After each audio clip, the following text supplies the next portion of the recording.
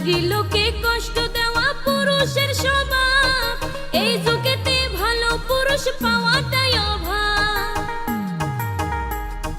ঘরে বউ থাকিতে তারা পাড়ায় পাড়ায় যায়, হায়রে ঘরে বউ থাকিতে তারা পাড়ায় পাড়ায় যায়।